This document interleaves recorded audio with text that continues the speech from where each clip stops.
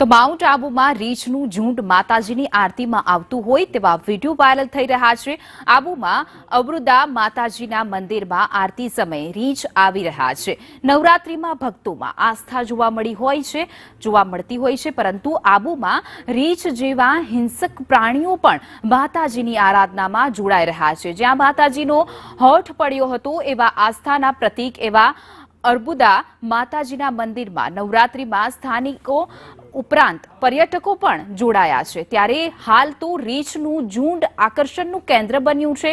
આરતી પૂરી થયા બાદ રીંછ જંગલ તરફ જતા રહે છે। પર્યટકો આ દ્રશ્યોને કેમેરામાં કંડારી રહ્યા છે।